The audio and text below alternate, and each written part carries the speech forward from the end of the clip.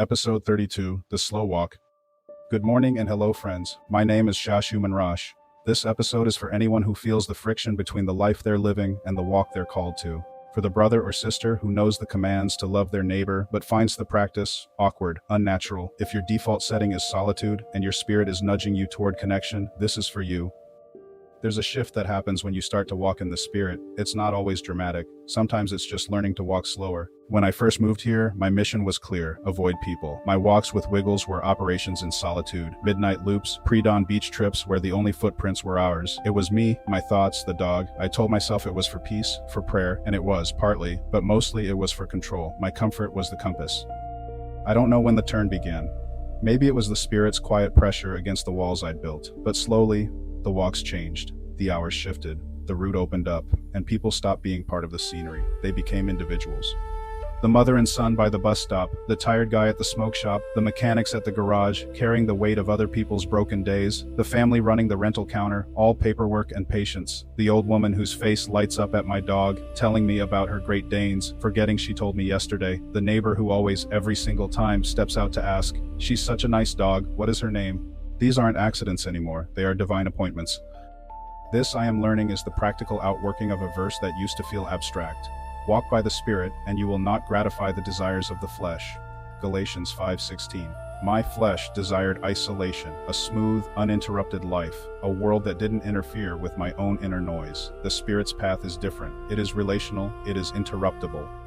Walking in the Spirit means slowing your pace enough to see the image of God in the person right in front of you. It means trading efficiency for empathy. It's letting your prayer time become less about your checklist and more about their name. The mother's worry, the mechanic's frustration, the old woman's loneliness. Paul lists the fruit of this walk: love, joy, peace, patience, kindness, goodness, faithfulness, gentleness, self-control. Galatians 5:22-23. I used to think of these as inner qualities to grow in private. Now I see them as currency to spend in public. Patience is hearing the same story about a dog for the 10th time. Kindness is remembering the mechanic's name. Love is seeing the person, not their problem. This isn't my natural state. My default is still the silent passing glance, but the command leaves no room for debate. Do nothing from selfish ambition or conceit, but in humility count others more significant than yourselves. Let each of you look not only to his own interests, but also to the interests of others. Philippians 2:3-4. Humility isn't thinking less of yourself, it's thinking of yourself less. So now, I watch. I listen. And sometimes, prompted by a nudge I can't explain, a word is given. A simple, "Thank you for what you do." "I'll pray for your son." Sometimes it lands in the moment, a softening in the eyes, a sigh of relief. Other times, days later, they'll repeat my own words back to me, a sign the seed took root. This is the golden rule, moving from theory to pavement. So whatever you wish that others would do to you, do also to them. Matthew 7:12. It's recognizing that these small, intentional acts of seeing another human carry more weight in heaven than any solitary pursuit of personal comfort ever could. My walks are no longer just exercise. They are reconnaissance missions for the kingdom. Every face is a story. Every name is a prayer. Every brief shared moment is a stitch in the fabric of a community I'm finally letting myself belong to.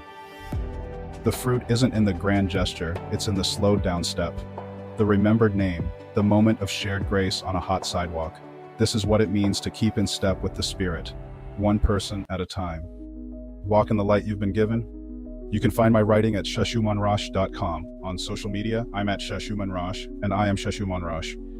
Scripture references: Galatians 5:16, Galatians 5:22-23, Philippians 2:3-4, Matthew 7:12. Peace and blessings, fam, and I'm out. That is all, and thank you for listening.